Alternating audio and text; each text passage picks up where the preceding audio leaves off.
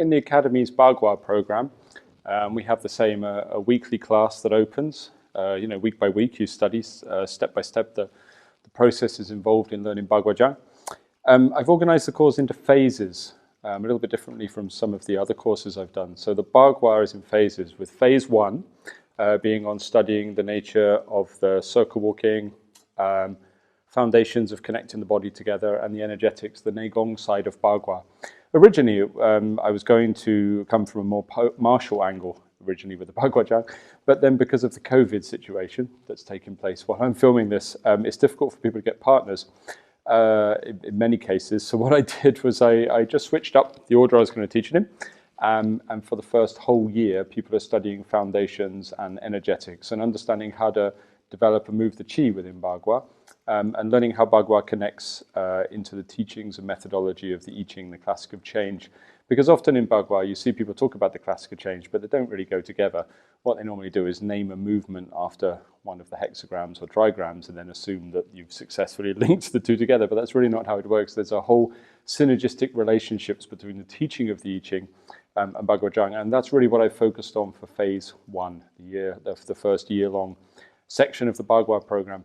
After this, the second year changes into the martial art, the things people would normally associate with Baguazhang. But like I say, the first year I focused on the Gong of Bagua, and which I think is a really good foundation anyway, for an internal martial art to focus upon qi and internal body development, and the foundations and the Shantian, the pre-heaven aspect of Bagua. It's not the worst thing in the world.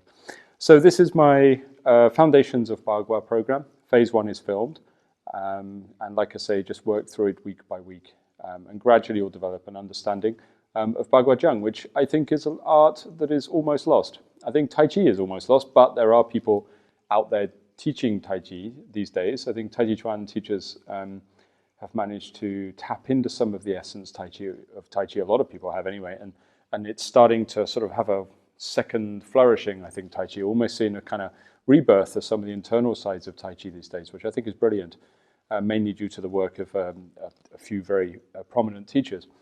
But, and even then, even with that rebirth of Tai Chi, it's still only a very small percentage, but I think you're going to see it spread. It's going to flourish. Tai Chi is going to come back, I think, in a positive manner. But Baguazhang still hasn't really had that rebirth yet. I think that people still don't really understand, on the whole, the internal side of Baguazhang.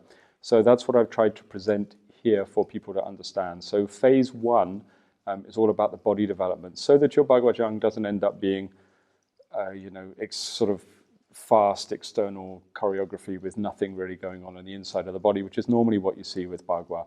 People seem to think they make the Baguazhang better by just making it as spirally as they possibly can and as fast as they possibly can, as flamboyant as possibly can. When in actual fact, there's a subtlety to the energetics and the internal mechanics of Baguazhang that's often missed. So hopefully, in this phase 1 of the Baguazhang program, I can help people try to understand that, or I do my best anyway. So good luck with it, and I hope you enjoy walking around in circles for countless hours.